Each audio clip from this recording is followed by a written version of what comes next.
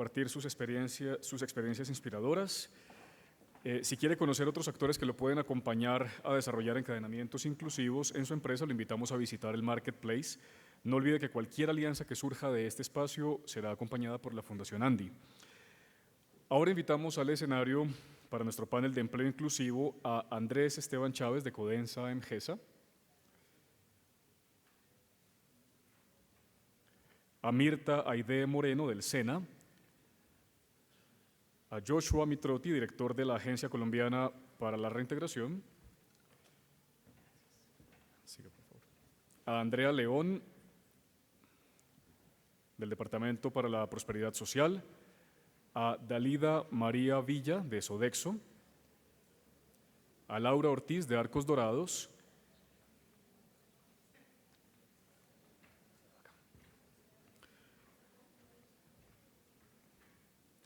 a Luz Adriana Pulgarín, de Bancolombia, a Sandra Patricia Álvarez, del Pacto de Productividad, a Miguel José López, de Atento,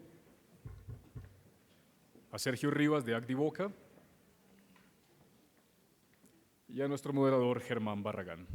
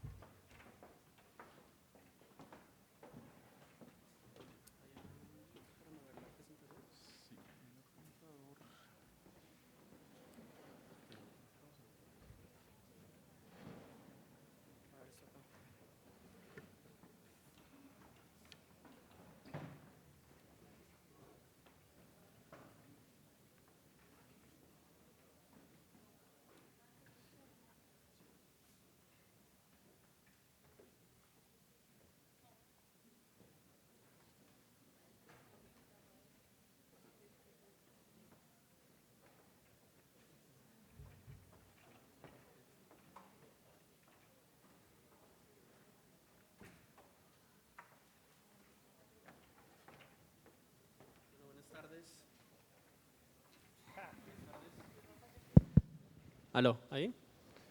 ¿Cómo están? Bueno, este panel temáticamente complementa lo que hemos visto en toda la mañana. Está enfocado al tema de empleo para población vulnerable. Vamos a hacer ciertos énfasis que van muy en concordancia al auditorio que tenemos. Tenemos unos invitados de lujo, como pudieron escuchar hace un segundo.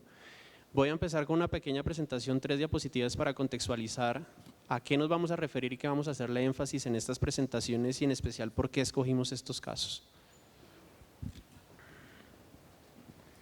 Entonces, lo primero, si ustedes vieron la invitación, refería a generar un espacio de reflexión frente a las posibilidades que tiene el sector privado y habían 2 puntos fundamentales: construir paz e inclusión desde las empresas. Y en esa medida, si ustedes piensan en un país como Colombia, que es un país de ciudades intermedias, cualquier estrategia de autoempleo o microemprendimiento con encadenamientos productivos o con microfranquicias también puede complementarse con estrategias exitosas de promoción de empleo. Y tenemos desde hace varios años experiencias en todas partes del país, muchas experiencias, 0 a 50 beneficiarios, ya varias experiencias más que han logrado escalar de 50 a 500. Pero cuando pensamos en las condiciones en las que está el país, en el contexto y en la agenda a la que hemos hablado, para quienes les gusta el término de posconflicto, para quienes no, este tema de progreso social, los desafíos son mucho más grandes y tenemos que llegar a un nivel superior. Por fortuna, como les digo, también tenemos experiencias y eso es parte de por qué escogimos estos casos de éxito en las que hemos logrado escalar de 500 a 5.000, una magnitud muchísimo mayor. Y la intención de las presentaciones de hoy es enfocarnos en el cómo. ¿Qué han hecho estos casos? ¿Cuál es la receta ganadora que han encontrado para efectivamente dar ese salto cualitativo? Estamos hablando de un país en que tenemos, solamente tomando el dato de ciudades cabecera municipal, casi 50 ciudades con más de 100.000 habitantes. Cualquier estrategia que quiera de manera decidida y masiva generar movilidad social con seguridad debe considerar el tema de empleo. Y si ustedes ven las experiencias fuera del país, a veces no le ponemos tanta atención a lo que hemos aprendido como país. Con seguridad, Colombia es un referente en iniciativas que han promovido el empleo de manera exitosa con distintas poblaciones vulnerables. ¿Qué tenemos que aprender de esas experiencias? Es parte de lo que vamos a ver hoy. Yo voy a hacer 2 reflexiones importantes. La primera, hemos hablado de poblaciones vulnerables y me voy a permitir definir el tema de población vulnerable desde vulnerabilidad para el tema de empleo, específicamente para empleo. Prepararse, acceder y permanecer al mercado laboral. Aquellas personas que queriendo trabajar, en edad de trabajar, pertenecen a poblaciones que suelen tener barreras para lograr estos tres elementos. ¿Y por qué me refiero a los tres? ¿Por qué son tan importantes prepararse, acceder y permanecer? Porque la primera gran conclusión y aprendizaje que hemos tenido es que no importa qué tanta voluntad se tenga desde el sector privado y desde las empresas, si los procesos de preparación de todo tipo previos no logran mejores resultados con las personas que se postulan como candidatos a las empresas. Y eso lo sabemos todo. Y eso supone no que las empresas tengan que hacer absolutamente todo lo de la cadena, pero sí lo sumerge, sí lo pone en el lugar de un ecosistema donde hay más actores, donde tiene que trabajar de la mano. Y ese es un primer aprendizaje que tenemos que tener en mente. ¿Y cuáles son aquellas cosas? No todo lo que tiene que ver con educación tiene repercusión o repercusión directa con empleo. Y en esto hemos tratado de filtrar aquellas cosas que tienen más peso. Seguro les va a ser familiar. La primera es el tema de competencias o habilidades blandas, habilidades sociales, habilidades para la vida. Esto tiene un componente muy fuerte de potenciación desde la educación básica y media. A diferencia del siguiente componente, que son las competencias duras, que en términos de trabajo refiere a la capacitación para hacer un oficio, este tema requiere trabajos más estructurales. No se puede con una capacitación de 50 horas lograr lo que a veces sí se puede transmitiendo las particularidades de hacer un oficio. Y si ustedes ven competencias blandas, tiene una particularidad en cada uno de los tramos que está ahí. ¿Cómo condiciona esto al aparato de los centros de empleo? Más de 2 millones de hojas de vida en el último año ingresadas al sistema de centros de empleo en el país. ¿Qué tienen que tener en cuenta en términos de competencias blandas o habilidades para el trabajo estos intermediadores? Y para educación orientada al trabajo vemos que la gran mayoría de programas que tradicionalmente se ofrecieron a estas poblaciones estaban muy enfocados en competencias duras y menos en competencias blandas. Estos casos que traemos hoy son ejemplo de que trabajando en detalle, no solamente el tema, sino de la mano con una cantidad de instituciones que están en los territorios, los resultados son mejor. Y para cada uno de estos otros temas funciona similar. Y hay un segundo aprendizaje, y por eso este componente que está a la derecha.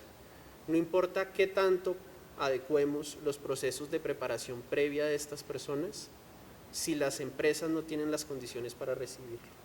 Y cuando hablamos de condiciones nos hemos dado cuenta que tiene que ver con cosas que influyen en la exclusión, en la discriminación, pero con cosas que influyen también en la productividad de las empresas.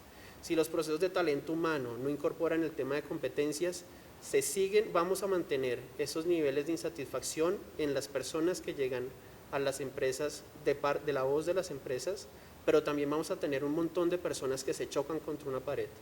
¿Qué se tiene que tener en cuenta a la hora de formular las vacantes? A la hora de postularlas o a la hora de divulgarlas, como vamos a ver en un par de casos acá, a la hora de hacer los procesos de selección, la inducción, la contratación, el seguimiento el primer año y la evaluación de desempeño y un plan de carrera. En esos temas está parte de lo fundamental en lograr que esta receta de modelo inclusivo funcione. ¿Qué tiene que pasar también en las empresas?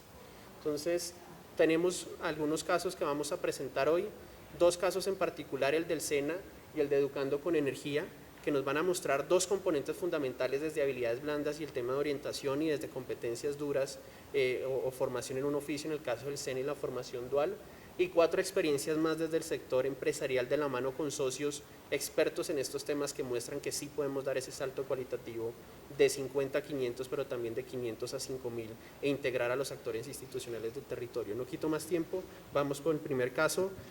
Si les parece bien, empecemos por el caso de Acdivoca Atento. Voy a dar la palabra a Sergio Rivas, director país de Acdivoca, y a Miguel José López, director país Atento. Muchas gracias. Acdivoca viene trabajando el tema de empleo inclusivo en Colombia desde 2011 con el programa para afrodescendientes e indígenas. La tarea nuestra fue titánica cuando nos pusieron como mandato entonces crear 10.000 empleos para población étnica en el país. En esa tarea nosotros vimos que la población étnica sufría 3 barreras adicionales a las barreras normales de cualquier persona cuando busca empleo. Las barreras estaban relacionadas con ubicación geográfica, con autorreconocimiento étnico y con género además. Entonces, hemos conducido estudios por los cuales hemos visto, por ejemplo, que personas que estén situadas en Cali, tienen mayor desempleo que en Bogotá, pero además si están en el distrito de Agua Blanca están peor aún. Peor aún entonces si nos dedicamos la atención a ciudades como Quibdó. En este caso entonces tuvimos la ventaja de poder contar con asociación que nos permitía proyectar nuestro trabajo. Autoridades locales como las alcaldías, la alcaldesa de Quibdó fue una gran aliada nuestra, el sector privado desde la ANDI, la cobertura que nos dio la ANDI como gremio en total y además en particular la Cámara de BPO y tercerización, quienes dijeron, bueno, llevemos este modelo a su máxima expresión, ustedes tienen que generar miles de empleos y vamos a ver qué es lo que está pasando en Quibdó. Entonces, trabajamos con Atento y Telefónica en decir, bueno, ¿cómo se estructura este modelo? La tarea no fue fácil, fueron 7, 8 meses de trabajo probablemente donde tuvieron que estar todas las piezas en conjunto para abordar la posibilidad de generar empleo en una ciudad que el sector privado no lo estaba generando. Es diferente, por ejemplo, nosotros tenemos 17 modelos trabajando de empleo inclusivo en Barranquilla, Cartagena, Medellín, Cali. Tenemos hoy día acá algunos de nuestros socios, Estrella de Cali que están acá, Rómulo, está por ejemplo CDP del Cuero, Jorge Otero, Mauricio Otero. Tenemos Gases del Oriente, la Fundación ACEP, pero en Quibdó entonces no estaba presente un sector privado que esté jalonando empleo. Ahí es donde vimos la pertenencia, la pertinencia de tener un socio como la ANDI, como Atento y como Telefónica, de decir, nosotros sí le apostamos a ese reto adicional de ubicación geográfica. Además, vamos a concentrarnos 100% en población afrodescendiente y sobre todo 65% que sean mujeres, abordando entonces las 3 barreras que habíamos identificado. En ese contexto fue que hace aproximadamente ya casi 2 años se puso en marcha este trabajo y lo que nos interesó fue verificar las siguientes cosas. El sector de BPO y call centers en particular es un sector que arriesga. Está generando 300,000 empleos en Colombia en este momento.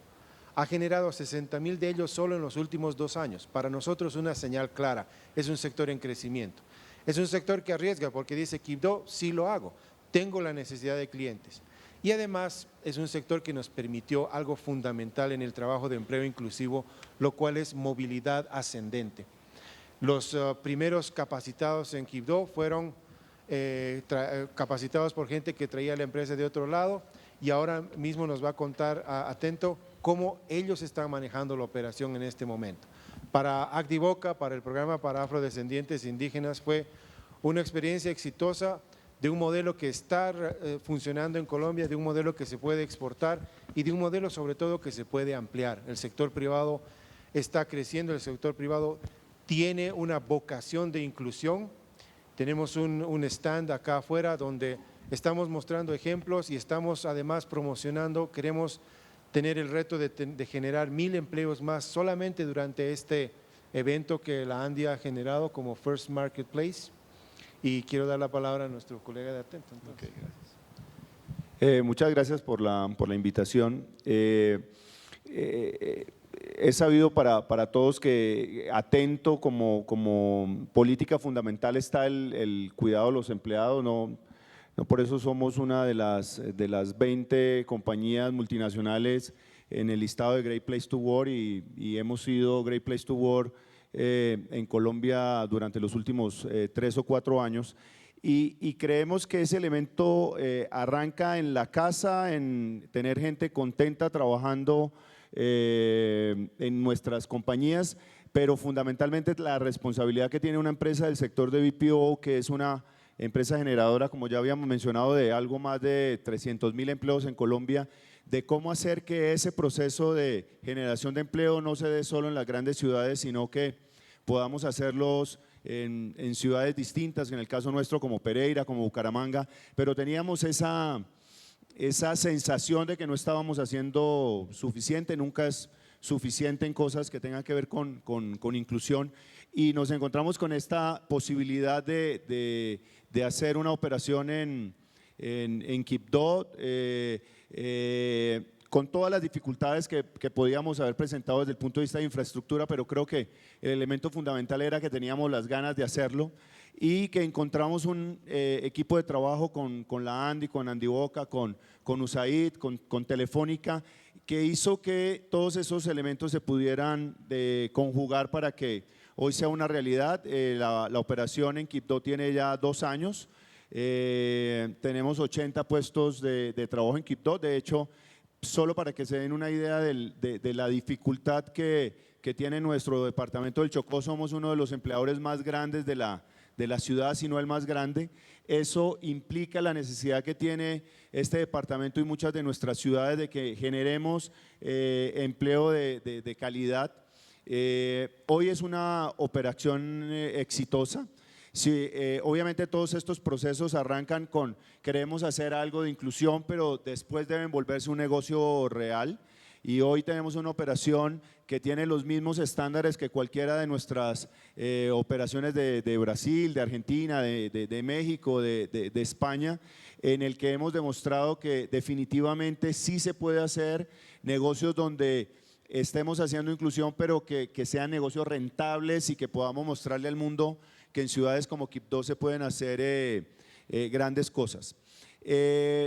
Hoy la operación completa está siendo manejada con gente de Quibdó. Empezamos con supervisores y asesores. Hoy nuestro director de la operación de Quibdó nació como un asesor y ha venido creciendo en el modelo.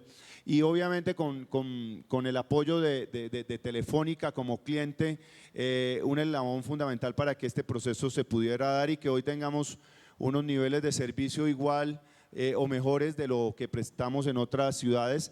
De hecho, la calidad técnica y profesional que tenemos en Quibdó está por encima de las operaciones de muchas de otras ciudades donde estamos trabajando. Tenemos profesionales, doctores que encuentran en Atento una posibilidad de un trabajo digno en una comunidad con tantos problemas como lo es Quibdó y el Chocó. Sin embargo, me gustaría hacer un comentario final y es el trabajo que tenemos que hacer. Creo que debemos reenfocarlo. Nos hemos concentrado mucho en el tema del entrenamiento de la gente para que consiga trabajo. Entonces sacamos mucha gente capacitada, pero cuando nos encontramos en la realidad del negocio, lo que estamos encontrando es que nosotros los que estamos acá, cuando salimos a hacer una convocatoria para que un proveedor nos preste los servicios, no estamos pensando en inclusión. Cuando una compañía saca una licitación y pide que la persona tenga 3 o 4 años de experiencia en call center o que sepa de cocina y tenga 5 años de experiencia en restaurantes, pues estamos dejando por fuera todos los municipios de Colombia que necesitamos que haya desarrollo. Parte fundamental del éxito de este trabajo es encontrar un cliente como Telefónica que decide apostarle a que el proceso de entrenamiento tiene que arrancar de cero, que no vamos a conseguir asesores que sepan de call center y que necesitamos desarrollar esas habilidades en la ciudad. Yo creo que parte de la tarea que tenemos que hacer como empresarios es tener conciencia de que la inclusión empieza con los procesos de negocio que tenemos y que permitan que los proveedores que trabajen con nosotros, las características de los negocios y los requerimientos que pidamos permitan que podamos crecer. Hoy estamos buscando nuevos clientes, nuevos socios como Telefónica que quieran apostarle a Quibdó. Los invitamos. Si alguien dice, oye, me encantaría el proyecto de Quibdó, nos parece fabuloso, pues estamos dispuestos a seguir invirtiendo en Quibdó, pero necesitamos siempre, como creo que le pasa a muchas de las compañías que estamos acá, que nuestros clientes entiendan la necesidad de en estas comunidades empezar desde cero los procesos de formación para poder lograr modelos tan exitosos como el que tenemos hoy en Atento en Quibdó. Muchas gracias. Entonces, esta historia de éxito, ¿cómo se convierte en modelo? Esto sucedió en Quibdó, pero estamos haciéndolo también en Barranquilla, en Medellín, en otras ciudades. Yo creo que los factores determinantes para que sea un modelo inclusivo, y estamos trabajando esto con nuestros colegas de la Fundación Corona, son: primero, enfoque geográfico; segundo, concentrarse no solo en las habilidades técnicas que el sector está demandando, sino las específicas de la empresa, lo que ellos están demandando para contratar; tercero, también tener mucho énfasis en la formación del ser. Las personas en situación de vulnerabilidad necesitan una formación adicional, módulos adicionales que superen los factores de inicio que tienen para conseguir un trabajo. Y cuarto, creo que para cerrar, trabajar con las organizaciones de base. Esa es la otra cosa que nos ha diferenciado, porque esto es un factor de confianza, además de sostenibilidad hacia el futuro. Gracias. Pues Sergio, Miguel José, muchas gracias. Un aplauso, por favor.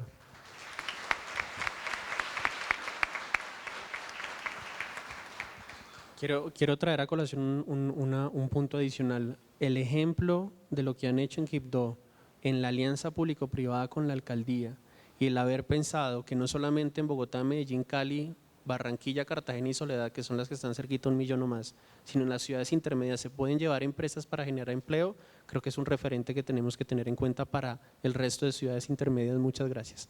Voy a darle el paso a Andrés Chávez, gerente de sostenibilidad de Codemsa Amgesa, que nos va a presentar un caso puntual que tiene mucho que ver con orientación, pero sobre todo con competencias blandas. Te doy la palabra.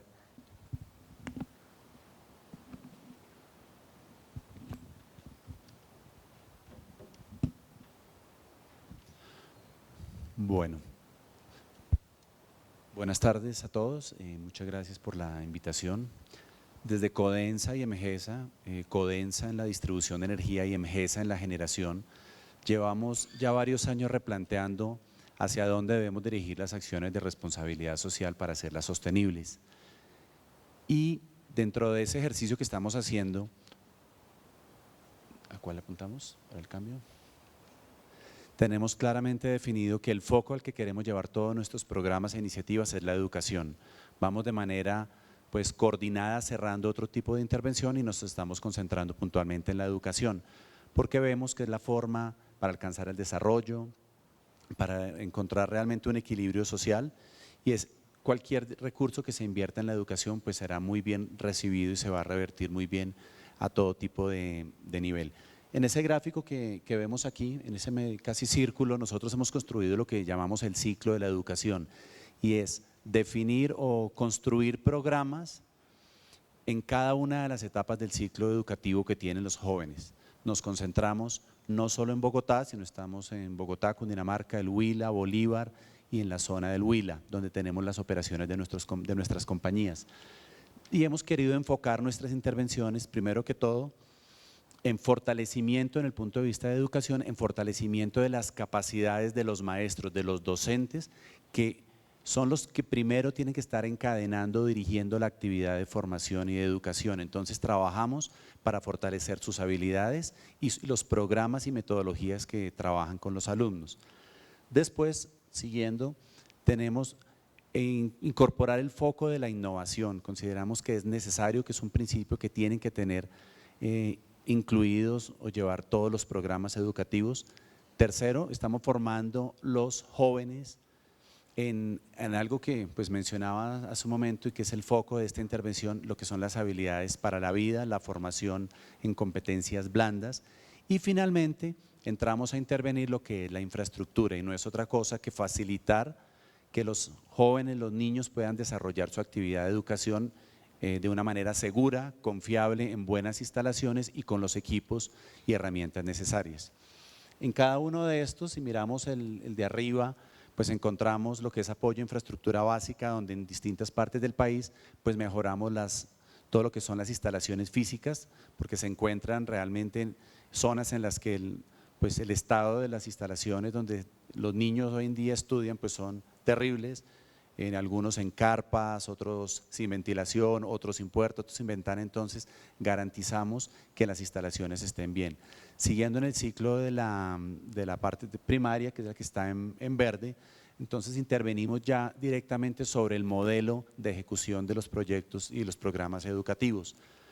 Luego nos vamos a lo que es la educación superior, con todo lo que es la formación para el trabajo y habilidades para la vida, y finalizamos en lo que llamamos nosotros formación técnica, que es la preparación para el trabajo y la iniciación de la vida laboral de estos jóvenes que han terminado un ciclo.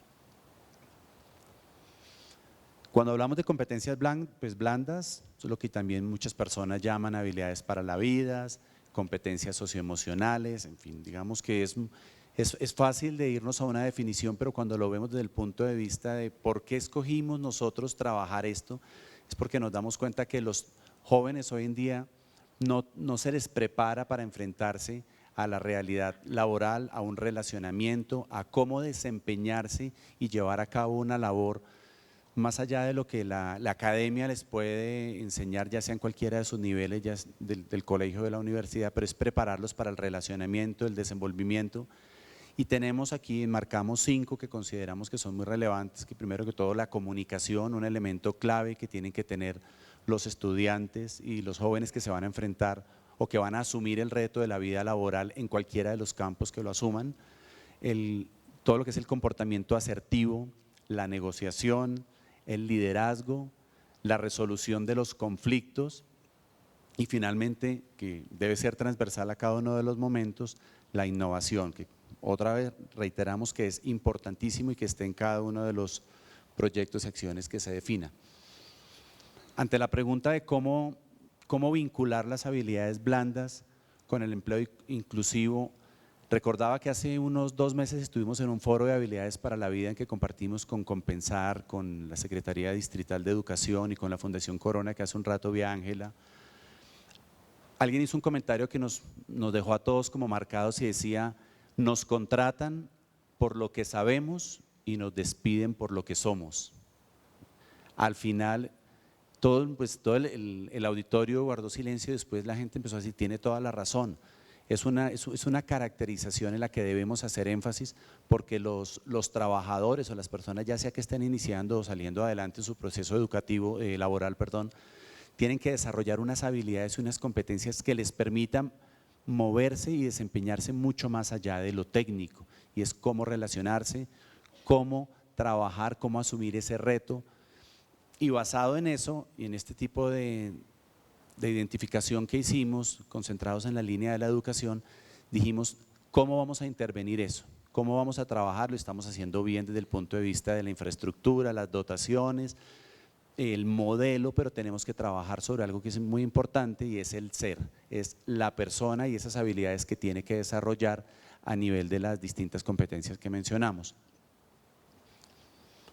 Es así como nos unimos con Compensar y en equipo creamos un proyecto que hemos denominado Educando con Energía. Aquí hay 3 indicadores o cifras del COMPES 173 de 2014, donde dice que pues realmente son preocupantes, porque nos está mostrando que 1 de cada 3 jóvenes no logra hacer el paso de la educación media a la educación superior, cifra que es preocupante. 1 de cada 2 estudiantes que ingresa a la educación superior no termina su ciclo, no termina sus estudios.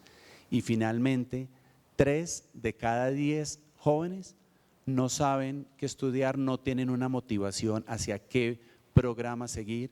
Entonces, basado en eso, nos concentramos en unos colegios del distrito de Bogotá, iniciamos este proyecto con 6 colegios.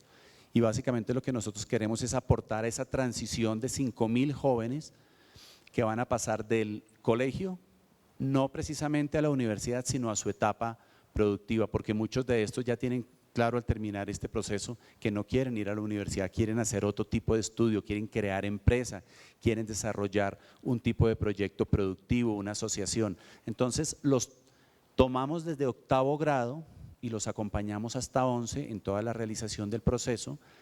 Hacemos una medición, una identificación con los jóvenes que terminan 7º grado, los evaluamos, hacemos unas encuestas para determinar cuál es su estado no solo motivacional, sino su estado de visualización de su futuro y su proyecto de vida.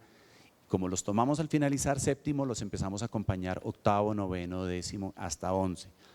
Con esto entonces lo que buscamos es hacer un acompañamiento a estos jóvenes con expertos. Hemos contratado dentro del proyecto sociólogos, psicólogos, con estudios etnográficos, inclusive llegando a la raíz de desde dónde venimos como ser, y trabajarles algo que hemos denominado el ADN, es lo que todos tenemos por dentro y que solo es comprobable en el momento en que yo interactúo, en el que me desempeño y en el que me relaciono con otras personas.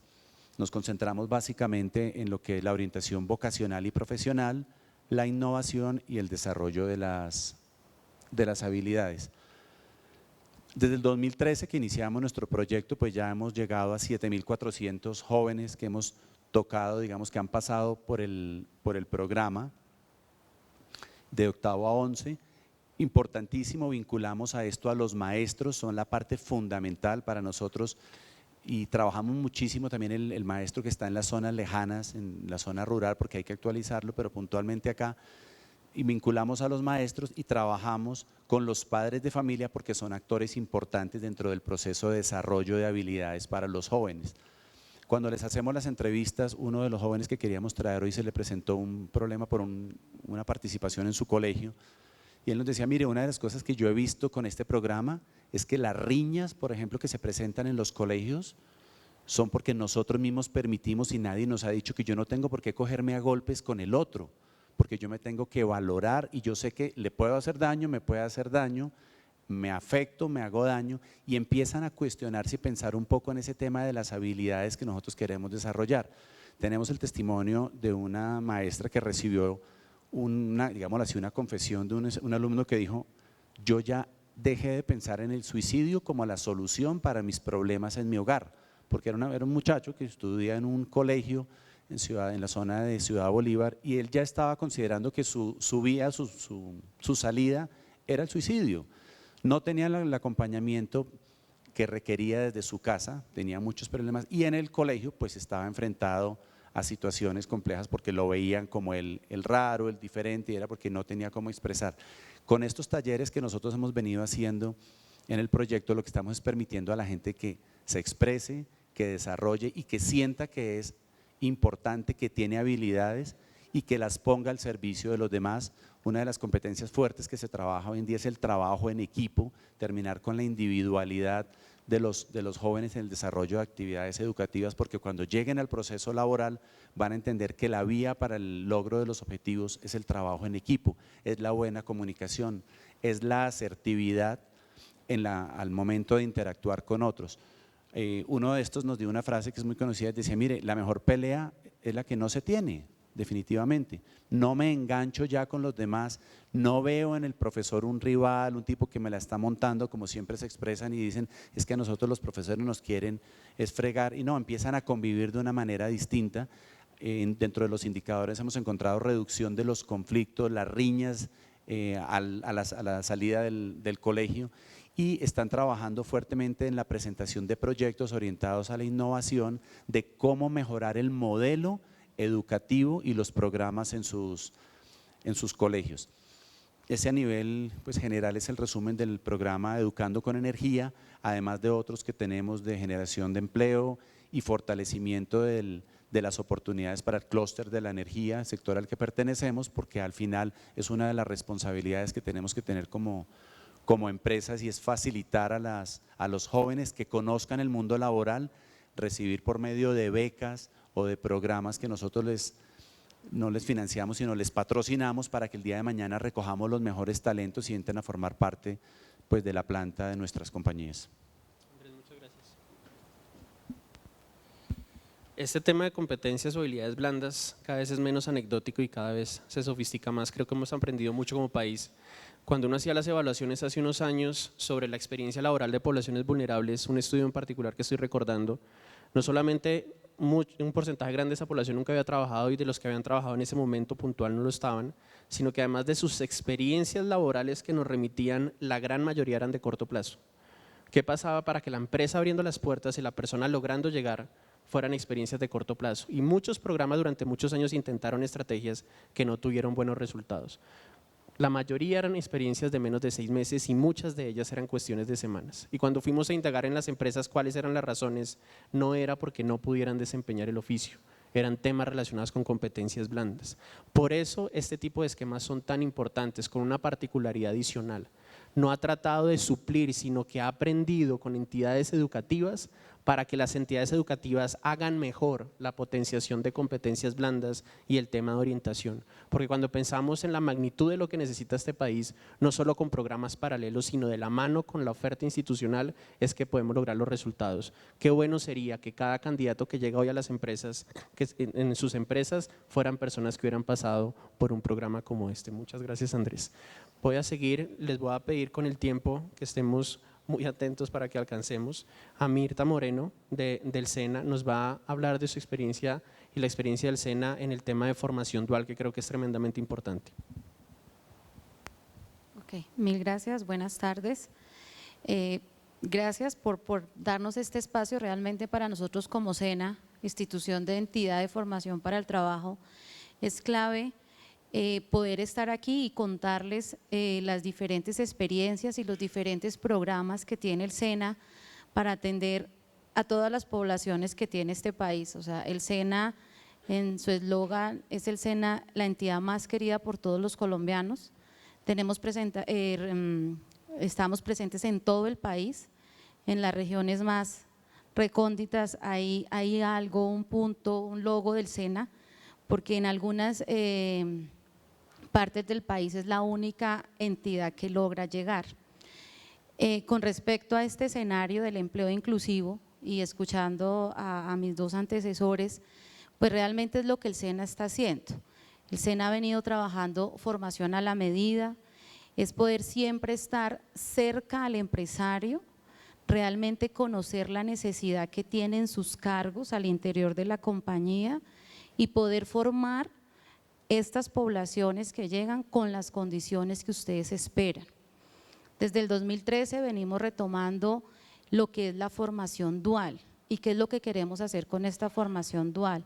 Incentivar mucho más el aprendizaje en ambientes reales de la empresa. Hemos escuchado que a veces los chicos llegan a estas instancias ya laborales y no es tan fácil la adaptación al entorno real laboral. Queremos trabajar con ustedes de la mano, insisto, para incentivar este aprendizaje real. Tenemos convenios con empresas que nos han dicho sí, queremos trabajar, queremos hacer empleo incluyente y poder atender a todas estas poblaciones. No es fácil. En el panel anterior hablaban de unos ajustes pequeños que en algunos momentos tienen que hacer las organizaciones, pero lo primero que debemos hacer es al interior cada uno convencernos de que aquellas poblaciones por sus características igual somos todos y de pronto han tenido otras circunstancias en la vida, pero si nos damos la oportunidad seguramente podrán tener también aportes para su vida, para sus familias. Quiero resaltar los chicos que están a la entrada de este evento, son dos esposos de Cibaté que en su producto de su cultivo de fresa, que llevan 7 años, pero como ellos dicen que en el 2012 lograron a través del SENA mejorar ese proceso, ¿cierto? Recibir información para mejorar sus habilidades y mejorar la forma en cómo estaban haciendo su producción. Hoy es el beneficio para 8 familias, ellos como familia y 7 operarios más que los acompañan en el cultivo. Y en la medida que logremos hacer esa réplica, son muchas más las familias que logramos impactar y por lo menos logramos cambiar un estilo de vida que sea un poco más digno y que estas personas logren tener inclusión. Las personas que llegan al SENA tienen la opción de formarse, de tener apoyo a través de emprendimientos, de las unidades productivas como les acabo de mencionar, o de formación titulada para que luego se puedan vincular con las empresas. Entonces es aquí el llamado al sector productivo para que vea en el SENA un aliado para formar a las personas que ustedes requieren con las competencias idóneas. Y si logramos formarlas desde el inicio del colegio, como mencionaba el caso de Codensa en GESA, sería maravilloso si logramos nosotros también como SENA, Entidad de Formación para el Trabajo, estar en esa alianza, porque es lograr desde el colegio ver realmente cuáles son los gustos que tienen estos muchachos. Hoy los jóvenes uno los escucha y ellos no saben ni qué es lo que quieren hacer. En las entrevistas cuando llegan al SENA les preguntamos ¿por qué estás acá? ¿Porque no tenía más opción o porque mi mamá me mandó y me tocó? Entonces son aquellos aprendices que en algún momento llegan a sus empresas y a veces es un tema difícil el manejo. Entonces por eso insisto en la invitación de que podamos trabajar en alianza para formar a estas personas y ojalá desde el colegio identificando esas capacidades y esas habilidades para que puedan llegar a sus empresas, desempeñarse de una manera eficiente y así aportarle al sector productivo en la productividad y en la competitividad de sus negocios. Gracias. Muchas gracias, Mirta. Voy a dar la palabra a Joshua Mitrotti, que es el director de la ACR, la Agencia Colombiana para la Reintegración, y a Dali Davilla, que es la jefe de Desarrollo Sostenible de Sodexo. Aló. Bueno, mil gracias por esta iniciativa de la ANDI. Muy importante este espacio de reflexión sobre el empleo inclusivo y todo lo que hemos venido compartiendo a lo largo del día y por la tarde. Miren, pues primero tengo que arrancar dando un contexto de qué es la reintegración. La reintegración es la estrategia que el Estado colombiano ha venido implementando en los últimos 12 años para generar habilidades y competencias a los hombres y mujeres que desafortunadamente tuvieron o se fueron a la guerra. De las FARC, del ELN y de los paramilitares, más o menos 58.000 personas se han desmovilizado en los últimos 12 años. 48.000 han ingresado a este programa, es un programa voluntario, no es obligatorio. Contarles que el 90% de la gente que recibimos viene afectada psicológicamente, producto de haber estado expuestos durante mucho tiempo de su vida en procesos de violencia. No están locos, ni mucho menos. El 93% de ellos, a partir de la atención psicosocial que entregamos nosotros, pueden superar esas condiciones y se pueden reintegrar efectivamente en el componente político, económico, comunitario, social, familiar, que es lo que queremos hacer en el largo plazo. De ellos, el 75% de los que ingresaron llegan como analfabetas funcionales. Pudieron haber estado en una escuela, pero producto de los 20 años en promedio que estuvieron en los grupos, pues ya no saben ni leer, ni escribir, ni hacer una simple operación matemática. Contarles que son personas, en el imaginario todos creemos que la guerra ocurre en el campo. Muchos de ellos también vienen de las ciudades, de las comunidades más vulnerables, de los caseríos más vulnerables de Colombia. No necesariamente es un tema del campo versus la ciudad. En ese marco, lo que hemos hecho en estos 12 años es construir sobre lo construido. Acá han habido 4 directores y creo que esos 4 directores lo que hemos pensado es en el largo plazo, no en echar agua sucia hacia atrás y ver los errores del anterior, sino tratar de pensar cómo transformamos a estas personas, a sus núcleos familiares y a sus comunidades para realmente generar oportunidades de cambio, para romper con los ciclos de violencia y de ilegalidad que tenemos en Colombia. De eso se trata. En ese marco, hoy quiero decirles, solamente por hablar de un componente, el componente educativo, hoy tenemos a 22.000 personas que han superado la primaria, 8.200 que hoy son bachilleres, más o menos 2.600 personas hoy están en educación superior, tenemos 500 desmovilizados que son profesionales. No pretendemos bajo ninguna circunstancia que los desmovilizados sean universitarios. Lo que pretendemos es que los desmovilizados se conecten con un proyecto de vida de ellos, con lo que ellos saben hacer, con sus talentos previos y sus capacidades. Otra de las cosas que nos pasa mucho cuando atendemos a población en condición de vulnerabilidad es que queremos que sean emprendedores. Ese es otro de los grandes aprendizajes. El emprendimiento es para unos pocos. La gran mayoría de ellos están destinados para la empleabilidad. En ese marco hemos venido trabajando con el sector privado. Para nosotros, desde el Estado y desde el programa de reintegración, el sector privado ha sido nuestro principal aliado y nuestro principal socio. Claramente el SENA, el Ministerio de Educación, el Ministerio de Salud y los operadores de cada una de estas políticas en el territorio han sido fundamentales. ¿Qué hemos aprendido? También que las empresas y el mercado laboral tienen unos límites de acceso que tenemos que ir reduciendo. Alguien lo dijo, le pedimos a una persona en el territorio que sea bachiller, le pedimos que tenga 10 años de experiencia y la persona que acaba de salir de un grupo, ¿cuál es la experiencia previa que tiene? Estuvo 15 años en la Teófilo Forero o 8 años en el bloque Cacique Nutibara, probablemente esa experiencia no es válida. Entonces, a eso es lo que nos enfrentamos, a remover una cantidad de barreras, a una cantidad de límites que le ponemos para que estas poblaciones en condición de vulnerabilidad tengan la posibilidad de ejercer un proyecto de vida en la autónomo y en la legalidad.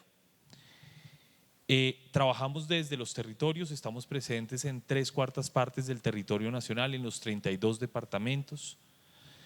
Tenemos el enfoque de aprender sobre nuestros errores. Hoy, por ejemplo, con Dálida estamos aprendiendo también cómo desde la agencia tendremos que acompañar mucho más al sector privado desde un enfoque temprano de vinculación, porque los desmovilizados tienen un apoyo económico, no es un apoyo económico que puede equipararse con un salario, en promedio son 240.000 pesos por el 100% de las actividades. Tienen que cumplir el 100% de las actividades para recibir realmente el apoyo económico. ¿Qué es eso? Un apoyo para que se formen, para que superen sus características psicológicas, para que se formen para el trabajo. Es decir, desde muy temprano ellos están expuestos al mercado laboral y arrancan con los oficios más básicos que no requieren mucha experiencia. Eso los pone en un escenario de informalidad. Hoy el 55% de la gente que tenemos está trabajando, pero desafortunadamente un 60% lo hace en la informalidad. Cuando tratamos de ofrecerles un empleo, ya simplemente el salario mínimo no es suficiente, se están ganando 1.500.000 pesos en promedio en la informalidad. La informalidad no es ilegalidad, pero está cerquita. Y ese es uno de los grandes desafíos. Aquí tenemos un programa que se llama Soluciones, arrancamos en el año 2006-2007, Sodexo y muchas otras empresas han sido un pilar fundamental de lo que estamos logrando. Hoy 9.500 personas en el proceso de reintegración están en la formalidad y esos empleos lo generan la mediana y la pequeña industria. Así que el componente nuestro también es la flexibilidad, la innovación y aprender permanentemente de nuestros errores. Así que le doy la palabra a Dalia para que nos cuente la experiencia de Sodexo trabajando con la reintegración. Muchas gracias. Buenas tardes.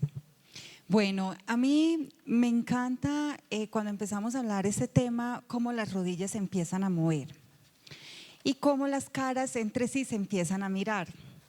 Miren, eso mismo nos pasó a nosotros en Sodexo.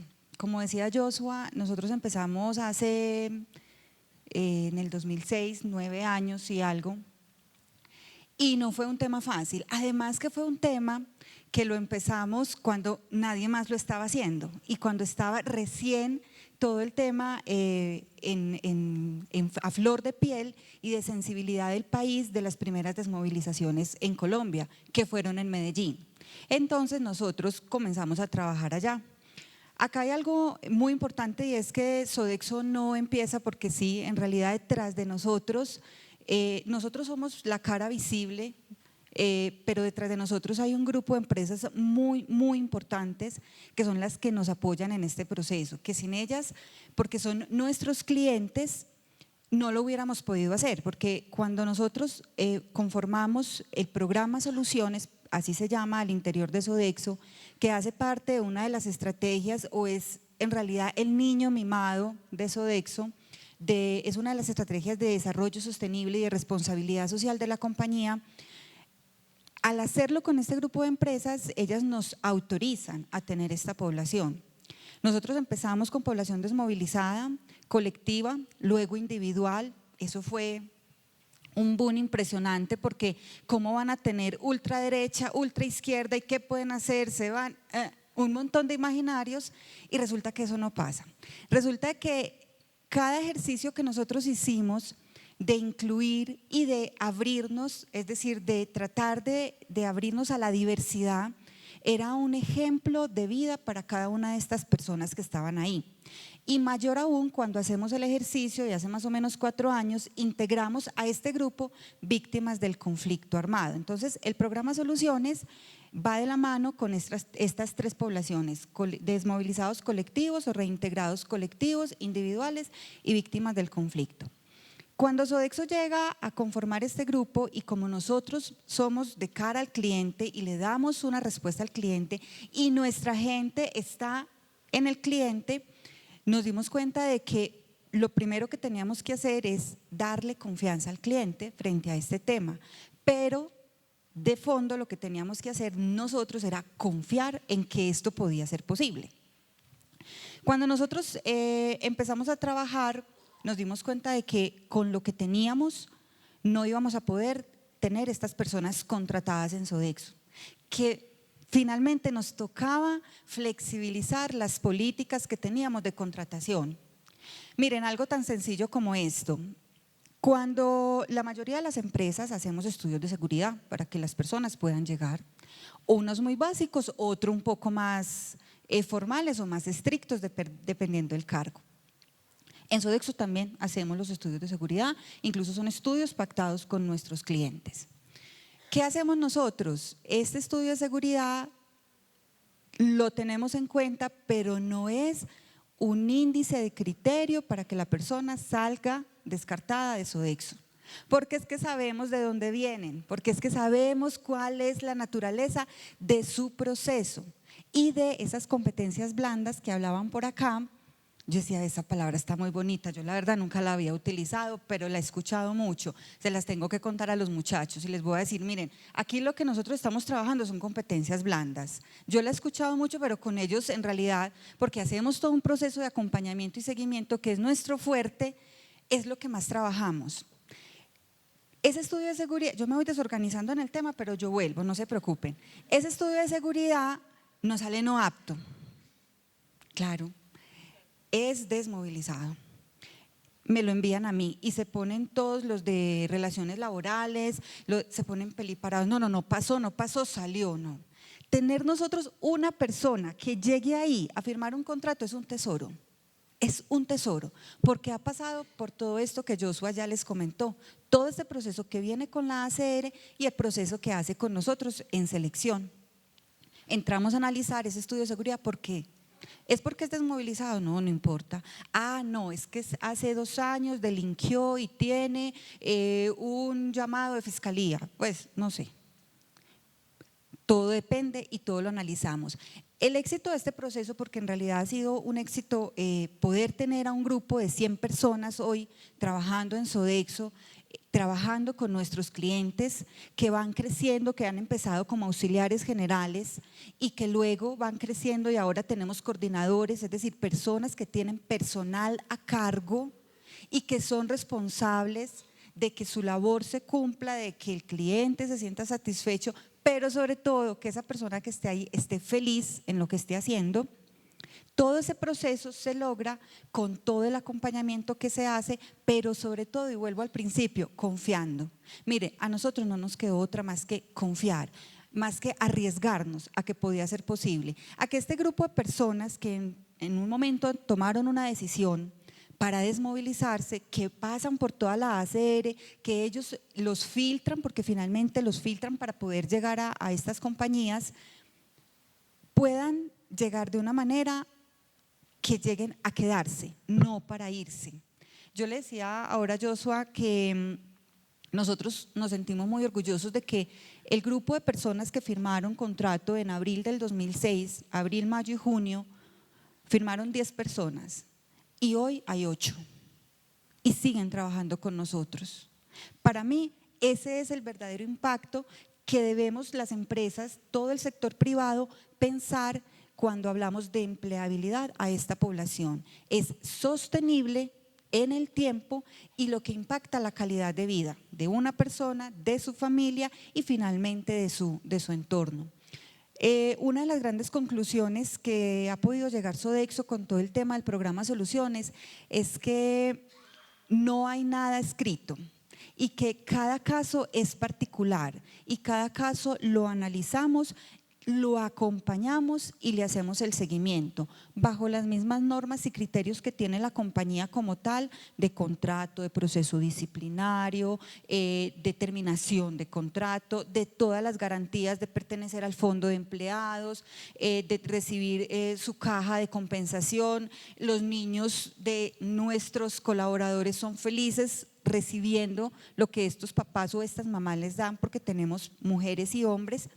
Es ahí donde finalmente nosotros nos queremos quedar y queremos seguir trabajando en el camino que se recorre en este proceso, más que incluso la selección, que es bien importante y que somos hasta muy cansones en el proceso, pero es en el camino que recorremos de la mano con los grandes aliados que son la ACR y todo el acompañamiento que nos hacen después de, porque esa es otra de las experiencias en las cuales hemos ido aprendiendo, y todo lo que es el acompañamiento y seguimiento que hacemos con ellos a la hora de estar en Sodexo y de estar de cara al cliente. Ese es el programa Soluciones. La conclusión que yo les quiero dejar de esta experiencia finalmente es que nosotros como empresa privada, y ahorita alguien lo decía en el panel anterior, el gobierno solo no puede, no es capaz. Nosotros como empresa privada nos tenemos que tocar y tenemos que decir, nos vamos de la cara A y vamos a acompañarlos. Sodexo lleva 9 años en el proceso y estamos totalmente abiertos a acompañarlos con la experiencia, a contarles, a decirles cuáles han sido nuestros casos de éxito, de no tan éxito, pero les cuento que no nos ha pasado nada diferente a lo que diariamente nos pasa en Sodexo y a lo que nosotros nos podemos imaginar. Entonces estamos abiertos a que sobre todo cada empresario pueda replicar esto y llevar 1, 2, 3 y ojalá muchísima cantidad de empleados a trabajar en sus empresas. Muchísimas gracias. Dálida, Joshua, por favor.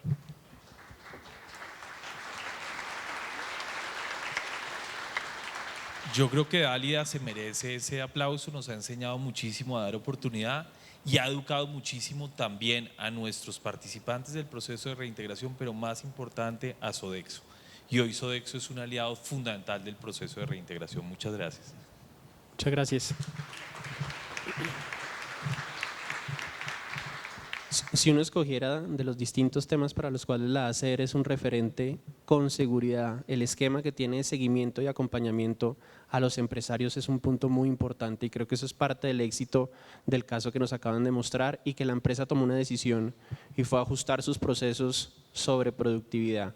Que la persona no pase el estudio de seguridad, pero si la persona no es productiva seguramente no llevarían tanto tiempo. Poner en el eje el tema de productividad y las competencias como el mecanismo para no discriminar. Muchas gracias a los dos. Doy el paso al DPS, Andrea León, que es la directora de Alianzas Público-Privadas, y a Laura Ortiz, que es la coordinadora de Recursos Humanos de Arcos Dorados. Adelante. Bueno, muchas gracias. Nosotros queremos presentarles hoy una experiencia que venimos trabajando. Como la mayoría de ustedes deben saber, el DPS se encarga de la atención a la población en condición de pobreza, de vulnerabilidad y víctima del desplazamiento forzado principalmente. Como cabeza del sector hemos trabajado de la mano de la ANSPE principalmente, con quien hemos hecho un trabajo conjunto para poder priorizar nuestra población. La entidad viene acompañando a más de 50.000 jóvenes en acción que hoy en día se encuentran certificados por el SENA, y con el cual reiteramos, como decías, es la entidad con la cual hemos contado como aliado para formar estos jóvenes. Y son jóvenes que están capacitados, que podemos dar la certeza que cuentan con las competencias para ser elegibles para un empleo. Y eso nos llevó este año a desarrollar una estrategia de empleabilidad, en la cual buscamos que estos 50.000 jóvenes accedan a empleos para que puedan tener su primer empleo formal. Para eso hemos desarrollado un trabajo conjunto con el Servicio Público de Empleo, con las agencias de colocación de las cajas de compensación, para poder hacer ese cierre de brechas que ustedes mencionaban, y es darle relevancia al tema como de las habilidades blandas. La formación, el conocimiento lo tienen, pero desafortunadamente nuestra población carece de habilidades para afrontar temas tan importantes como cumplir un horario, entender que hay un procedimiento que deben seguir, un jefe inmediato, cómo acatar órdenes, y simplemente, como mencionaba Joshua, entender que van a recibir un salario mínimo y que es mejor un empleo formal, aunque van a recibir menos recursos que los que vienen recibiendo por ese empleo informal. Y ahí es donde encontramos las mayores dificultades. Cuando uno habla de 50.000, dice, tienen una población potencial para emplear grandísima. Convocarlos ha sido difícil. Lograr, como mencionábamos con Activoca, llevamos también trabajando meses y no es tan sencillo encontrar estos jóvenes. Las expectativas de la población no son las mismas que nosotros creemos. Con BPO como aliado también esperábamos poder vincular a muchos más, y nos dimos cuenta que no necesariamente es eso lo que quieren los jóvenes. De ahí entonces, hoy en día contamos y les agradecemos al sector privado con más de 10 aliados con los que hemos firmado una alianza por la empleabilidad, en las que está Fundación Corona, la Fundación Mario Santo Domingo, Colbatel, Eficacia, Atento, estamos trabajando también con Redetrans, con Envía, especialmente con Arcos Dorados, quien nos ha acompañado y que es McDonald's. Porque si se dan cuenta hemos buscado diferentes sectores. Gente Estratégica es un aliado también que nos ha permitido llegar a diferentes ciudades. La Asociación Colombiana de Call Centers, entre otros. Fundación Plan, porque nos hemos dado cuenta que no solamente estos jóvenes aspiran a un empleo que pensábamos que era el que ellos querían, y eso nos ha llevado a explorar otros aliados y ver qué es lo que ellos quieren. De esa manera de que estamos buscando ser ese puente, que es lo que identificamos que carece en nuestra población, y es cómo acceder a esa oferta laboral, cómo ser ese vínculo que les permita conectar la demanda que tienen ustedes previo a un perfil de vacantes que usted, el sector privado, envía y que nosotros buscamos el mejor joven para que pueda completar sin solicitarles que tengan unos requisitos mínimos. Les pedimos simplemente es que entiendan que hay una población que requiere flexibilidad, procesos que sean de pronto no expeditos, y a veces nos dicen necesitamos la gente ya, y es ahí donde nosotros tenemos las dificultades para encontrarlas. En términos de la empresa, ¿por qué deciden entrar a trabajar en empleo inclusivo y en qué consiste la alianza con el DPS? Bueno, buenas tardes a todos. Bueno, Arcos Dorados es la franquicia más grande de McDonald's en el mundo. Nosotros hemos empleado a más de 17.000 personas desde que abrimos hace 20 años en Colombia, nuestro primer restaurante. Y desde el 2009 venimos trabajando en un plan de empleo inclusivo. Comenzamos con el tema de discapacidad auditiva y al cual ya hemos vinculado a más de 150 personas. Y este año comenzamos a trabajar con el DPS, abriendo la posibilidad a los jóvenes del programa Jóvenes en Acción para que puedan aplicar a todas nuestras plazas laborales y puedan acceder a todos los beneficios que todos nuestros colaboradores tienen actualmente. Entonces, básicamente fue una necesidad que surgió de conseguir también mayores perfiles, más fuentes de reclutamiento, y pues ahí es donde el DPS nos ha dado la mano. En términos de aprendizajes para ambas, tanto para el DPS como para Arcos Dorados, ¿qué aprendizajes podrían compartir en este espacio de esta experiencia? Bueno, para nosotros ha sido enriquecedor entender que la población que venimos acompañando, que venían siendo desde Familias en Acción y que luego fueron incorporados a Jóvenes en Acción, podían seguir en esa espiral virtual de movilidad social y de llevarlos a mejores oportunidades.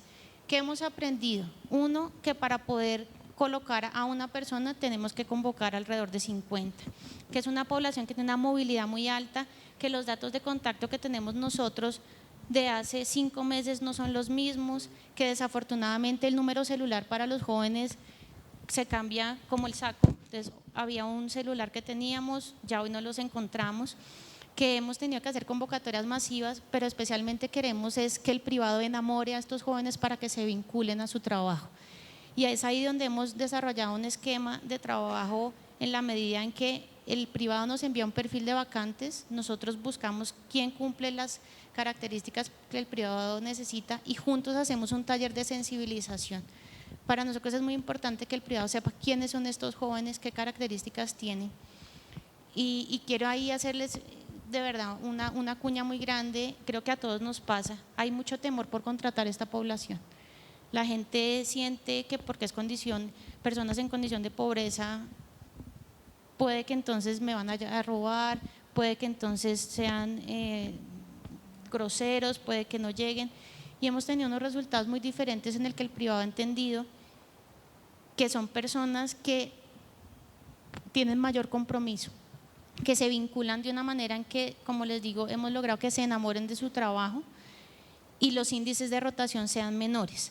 Eso es parte del aprendizaje que hemos tenido. Como les decía inicialmente, también nos dimos cuenta que aspirábamos, por ejemplo, a que el primer sector que los jóvenes fueran a querer trabajar era BPO y no fue así.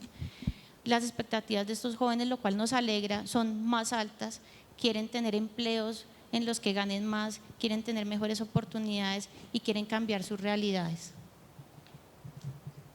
Bueno, para nosotros, pues nosotros somos una de las compañías en Colombia que generamos pues el primer empleo para la mayoría de los jóvenes.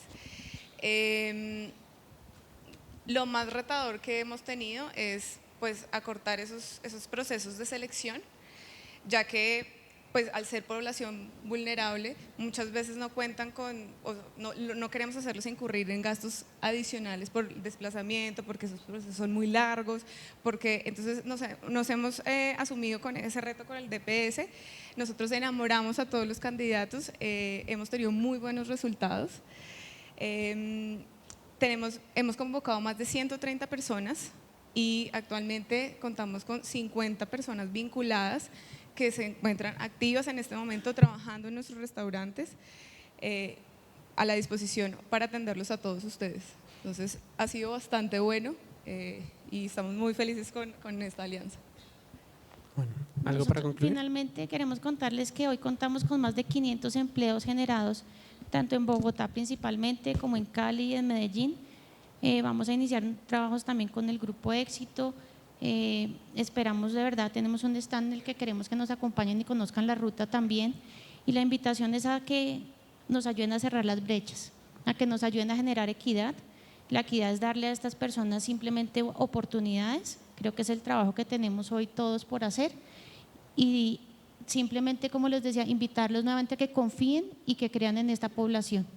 Es gente que se ha preparado y que tiene las mismas capacidades para asumir cualquier cargo que sus empresas estén dispuestas a brindarnos. Muchas gracias. A ustedes, muchas gracias, Andrea, Laura.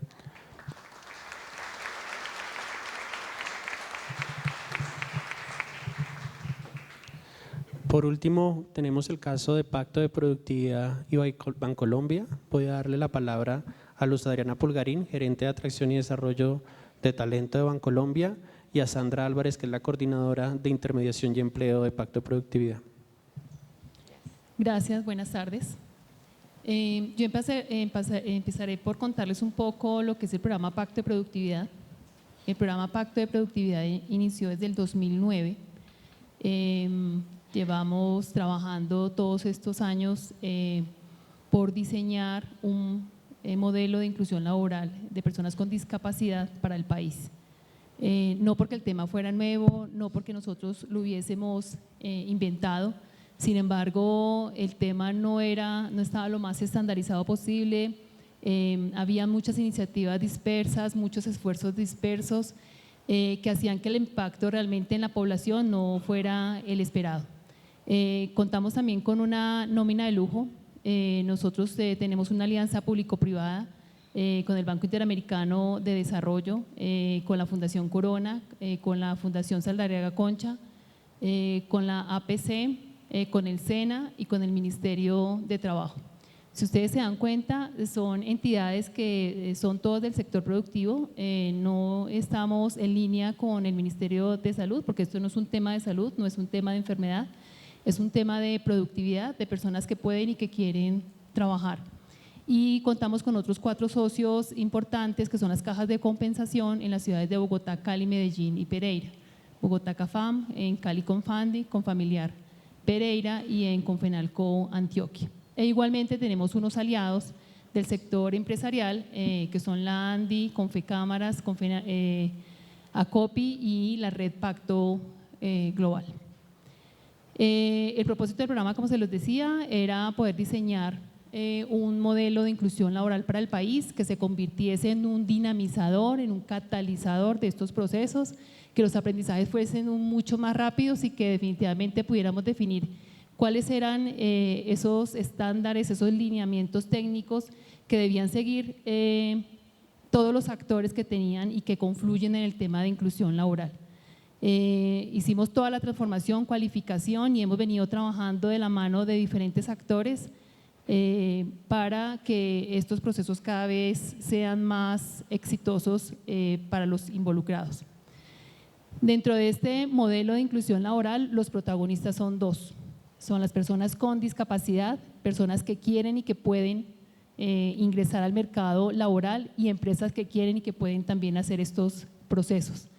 El trabajo anteriormente se recostaba mucho sobre la persona. En este momento nosotros estamos cimentados sobre un modelo social que implica que no solamente son las personas las que se tienen que preparar y ajustar para el medio laboral, sino que son también las empresas las que tienen que prepararse, ya que hay un diferenciador con el resto de las poblaciones y con el resto de las experiencias que nos han mostrado, y es el tema de los ajustes razonables, y es cómo se prepara el empresario, qué hace para que las personas puedan competir en igualdad, digamos que de condiciones con el resto de la población que no tiene discapacidad. Nosotros hemos impactado, digamos que el trabajo ha sido directamente con el SENA en ayudarles a generar una política de inclusión laboral. Hemos trabajado con el Ministerio de Trabajo en todo lo que es normatividad alrededor de la inclusión laboral. Hemos trabajado también dando línea técnica para que en el COMPE 166 también estuviesen esos lineamientos claros, y digamos que hemos impactado en diferentes actores relacionados con la inclusión laboral. Hoy me acompaña Luz Adriana Pulgarín, una empresaria que tiene por contar cómo ha sido todo este proceso de inclusión laboral. No es fácil, no es imposible, es totalmente posible. Como todo, cuando uno no conoce algo le tiene miedo al inicio, pero ya después de que lo conoce, solito estos procesos pueden andar al interior de las empresas. Entonces le voy a dar la palabra a Luz Adriana para que nos cuente por qué iniciaron estos procesos, ese proceso de inclusión, y digamos cómo ha sido toda la evolución durante el tiempo que lo vienen implementando. Gracias, Sandra. Bueno, el proceso inicia en el 2011 cuando llega nuestro presidente Carlos Raúl Yepes con la iniciativa de ser una banca más humana. Entonces, partiendo de ahí, básicamente, partiendo de ahí fue que nacimos. Dijimos, si somos una banca más humana, donde las relaciones con las personas, es básicamente las relaciones con las personas, teniendo en cuenta unos valores muy importantes que era la cercanía, la inclusión, el respeto y la calidez. Entonces dijimos, listo, entonces para empezar a trabajar en la banca más humana tenemos que cambiar muchas cosas y revisar muchos procesos. Y cogimos el valor de la inclusión y quisimos vivirlo y hacerlo pues como en la organización, que todos lo sintieran y decir, bueno, vamos a tener en cuenta a las personas que de alguna manera han sido excluidas por sus diferencias. Ahí nace la idea y empezamos, entonces creamos un programa que se llama Bancolombia para Todos, que hace posible esa inclusión, de vincular personas con discapacidad. Tenemos en cuenta las personas que pertenecen a pequeños grupos étnicos, afrodescendientes y también los indígenas, y hacemos toda la gestión para vincularlos a la organización y para desarrollarlos dentro de ella, porque no basta con vincularlos, sino venga pues qué va a pasar con su plan de desarrollo con ellos. Yo quiero que avancemos en la diapositiva donde está el mapita, por favor, un mapita de tiempo hacia atrás. Ahí les voy a contar como toda la historia. Entonces sacamos en el 2011 la declaración de la banca más humana, ¿sí? Donde entonces revisamos algunos procesos y nace la iniciativa de hacer el programa de diversidad. Es cuando llega Pacto de Productividad, nos encontramos con ellos y empezamos a estructurar todo un programa. Ellos nos asesoraron en toda la parte técnica, hicieron el diagnóstico, hicimos encuestas en la organización para revisar qué áreas y qué jefes sabían de inclusión y se estaban dispuestos a recibir en esas áreas a las personas con discapacidad. Porque cuando uno le dice a un jefe, tenemos le hablamos del programa, dicen muy chévere el programa, pero venga pues, entonces tenemos una persona con discapacidad, recíbanosla, dice, ahí mismo piensan en la productividad y entonces empiezan a sacar una cantidad como de excusas para no tener a esa persona. Entonces la idea era también sensibilizarlos y que esos jefes nos abrieran las puertas con estas personas. Todo eso ocurre en el 2011, todo ese acompañamiento, toda la estructura del programa. Y ya a finales del 2012 nos atrevemos ya a lanzar el programa y decidimos vincular aprendices. Dijimos, vamos a vincular aprendices, vamos a conocer su desempeño, a conocer la discapacidad, porque no habíamos relacionado nunca, nos habíamos relacionado con personas en silla de ruedas, entonces cómo era esa relación con ellos, o con una persona ciega, o con una persona auditiva. Entonces en ese grupo de aprendices llevamos a aprendices con discapacidad física. Fue una experiencia muy linda, fue la primera vez que teníamos en la empresa estas personas. Hicimos un lanzamiento con comunicaciones, los recibió el vicepresidente de gestión de lo humano, el presidente les dio la bienvenida. Y luego de esa primera etapa donde pudimos conocer su desempeño y hacer como toda esa revisión de ajustes, ya nos metimos con la discapacidad visual y en las sucursales estaban haciendo un piloto de los direccionadores de servicio. Entonces nos metimos también con unos aprendices, eran como 6 aprendices con discapacidad visual, algunos con baja visión, otros ciegos totalmente, y empezamos como a conocer y a experimentar, bueno, qué pasaba en el desempeño de ellos, cómo se movían dentro de la sucursal, y aprendimos mucho ahí. Los clientes tenían una percepción pues del servicio, algunos nos decían en una encuesta que hicimos, el servicio es mucho mejor y prestan un mejor servicio que cualquier otra persona normal que no tiene discapacidad.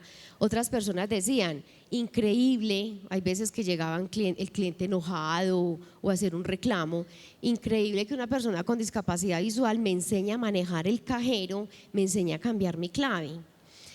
Una vez tuvimos una experiencia ahí con Claudia, era una niña del SENA que era ciega, y llegó un señor en muletas porque tenía una amputación.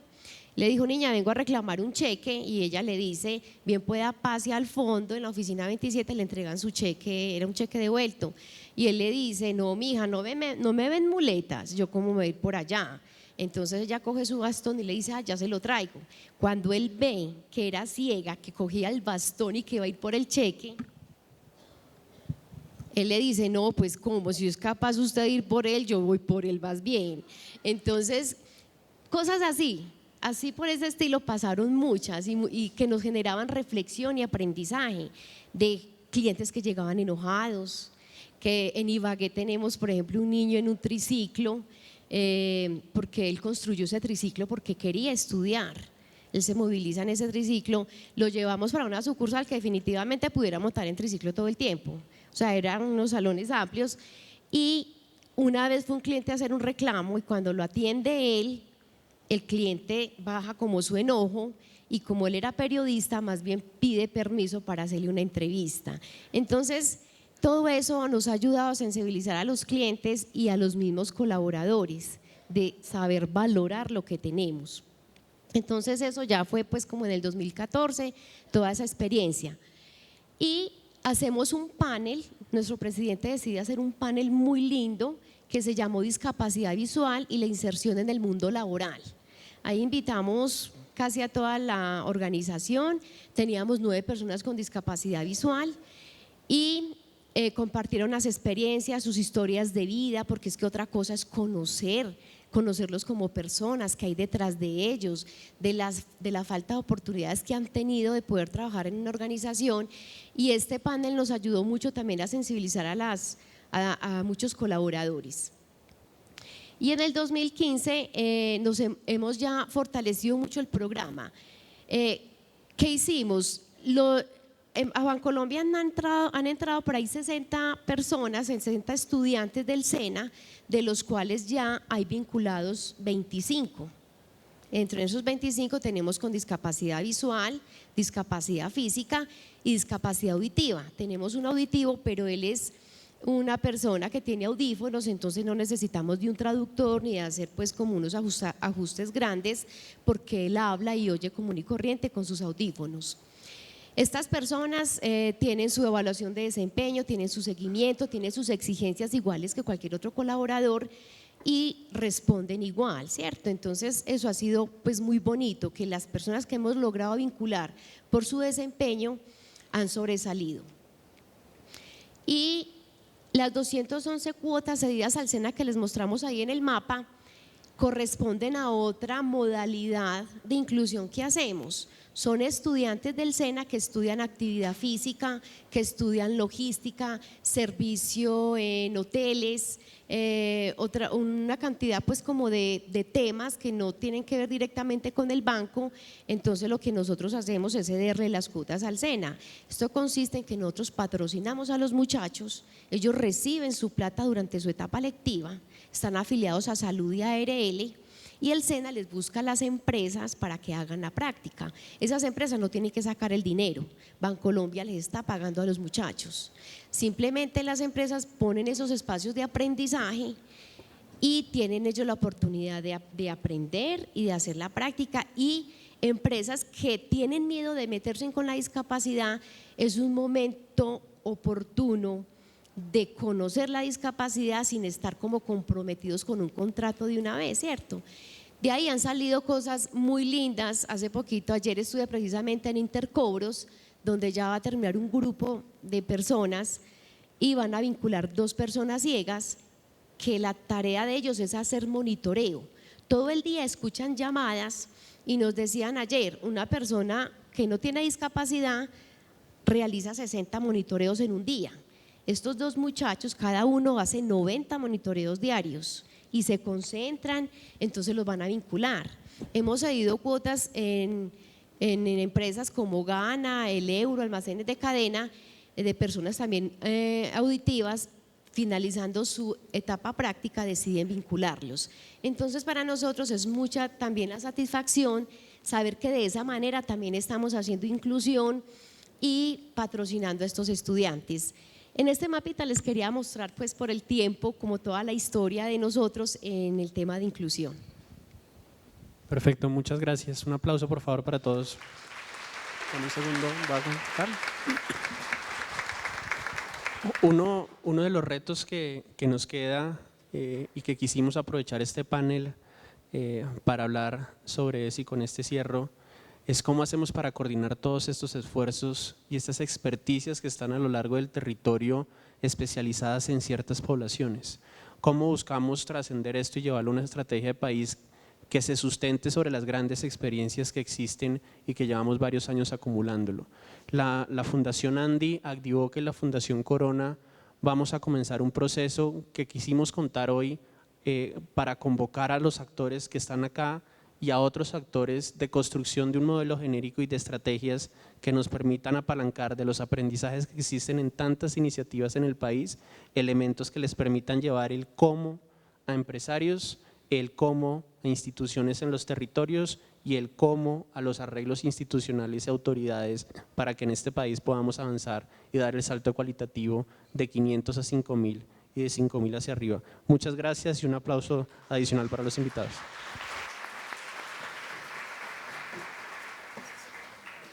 Muchas gracias a todos. Queremos compartir una buena noticia con ustedes, y es que en este momento tenemos más de 60 alianzas potenciales registradas en el Marketplace. Va avanzando el evento. Recuerden por favor visitar el Marketplace, conocer otros aliados.